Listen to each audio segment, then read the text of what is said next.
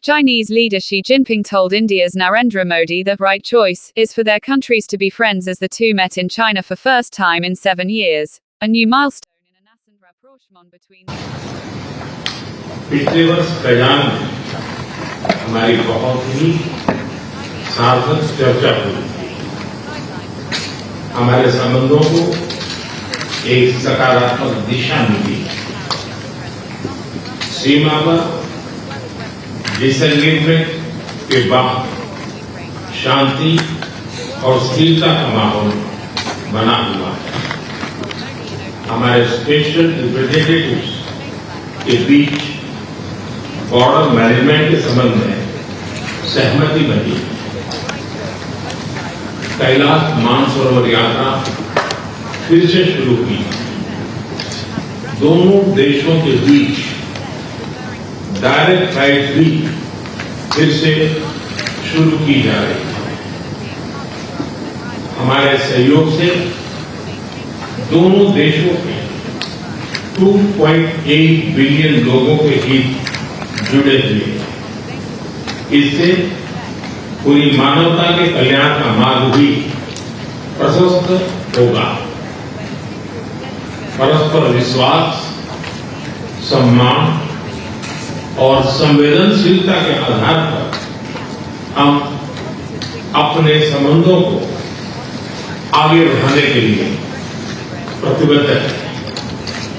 Excellency, चीन द्वारा एचसीओ की सफल अध्यक्षता के लिए मैं आपको बहुत बहुत बधाई देता हूं। एक बार फिर चीन यात्रा के निमंत्रण के लिए और आज की हमारी बैठक के लिए आपका हार्दिक punishment for importing Russian oil and gas, which Washington sees as helping to fund Putin's war in Ukraine.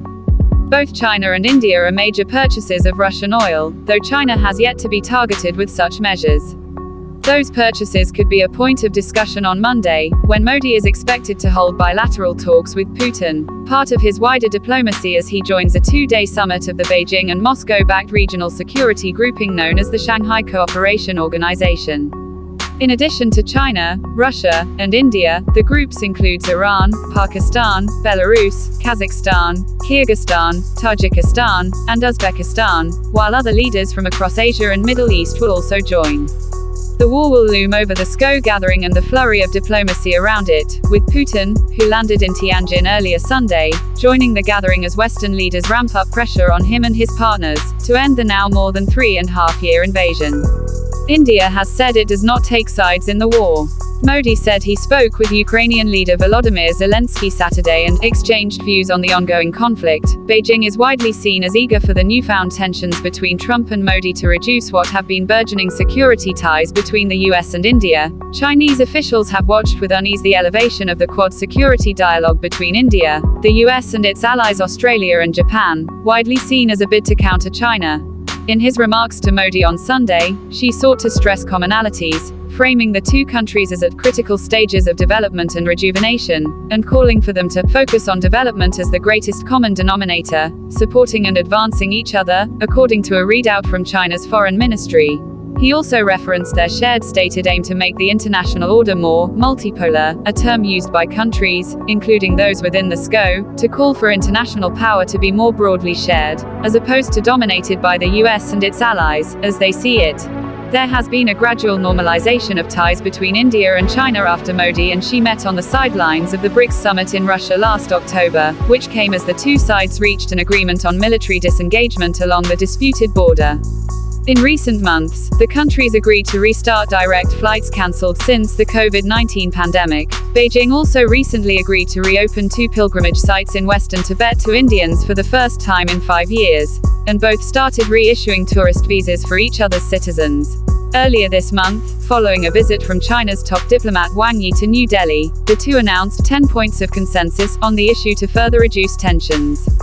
But observers say that even as the two leaders seek stability in their relationship, both in terms of trade and security, it will be hard for Xi and Modi to overcome their long-standing lack of personal trust.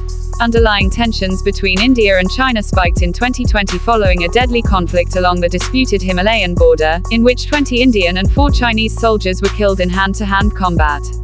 The two nations maintain a heavy military presence along their 2,100-mile (3,379-kilometer) de facto border, known as the Line of Actual Control (LAC), a boundary that remains undefined and has been a persistent source of friction since the bloody 1962 war.